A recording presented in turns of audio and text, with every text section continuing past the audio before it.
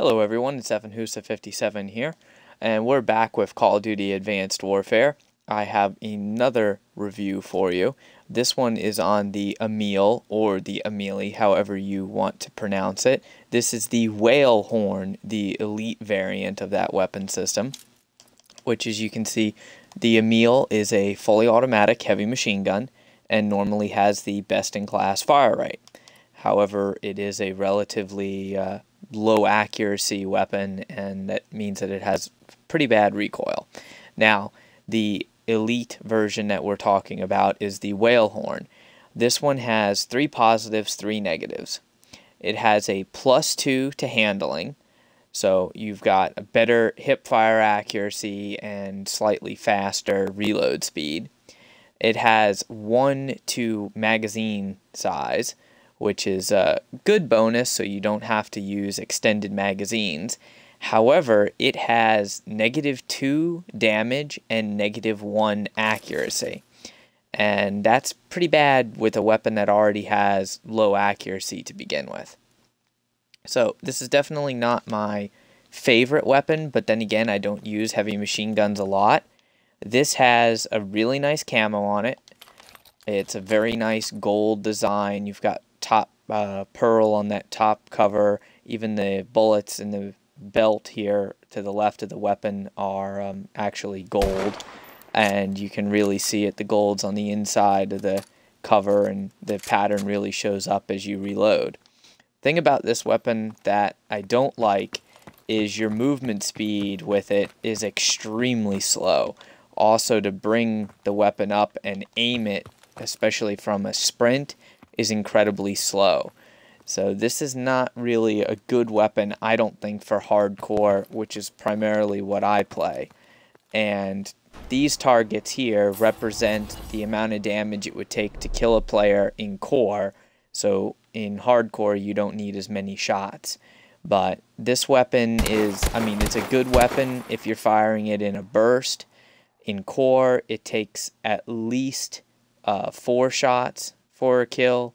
Sometimes if you're shooting really long range and you're shooting, either hitting your target in the legs or you're hitting your target and the arm, it might take 5 or 6 shots, especially if the weapon is suppressed, because this version has -2 damage. Now the thing about this weapon is it has quite a bit of recoil to it, so you're gonna spray a fair amount.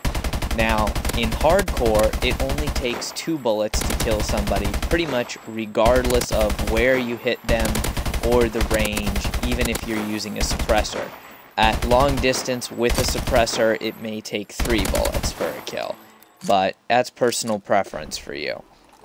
Now, like I said, I don't like this weapon because of the reduced movement speed, and the fact of the matter is, if you're up against something like a submachine gun, the time it takes you to bring your weapon up from a sprint and actually aim down the sights, it can be basically the difference between you living or you dying.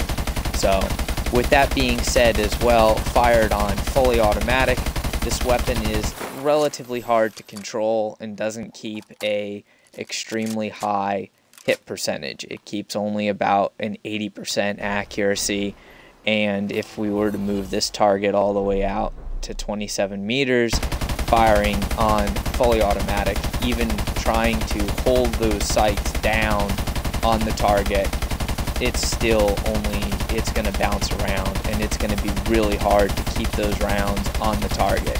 Now, this is a great suppressive fire weapon system, but unless you're looking down a hallway or you're covering a flag or something like that, I don't really like this weapon.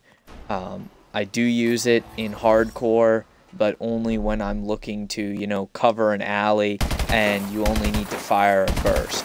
As long as you're firing bursts of like 3 to 4 rounds, you're going to maintain probably about a 90, 94, maybe better percent accuracy, but most of the time it's going to be around 90 to 94% accuracy on this weapon. So personal preference on it, it is nice because you don't have to run scavenger I run scavenger because you get more ammunition, and if you're not, running around because this weapon's mobility is so low, then you're going to want to probably use scavenger as well, but you could very easily, use hardline, or I'd recommend that you use toughness so that you flinch less when you're shot if you're going to use this weapon in core. But hopefully this review helps you out, gives you an idea of whether or not this weapon is worth keeping. And if you have any questions, please go ahead, leave a comment.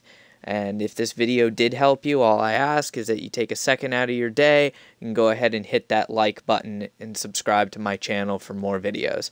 Thanks for watching.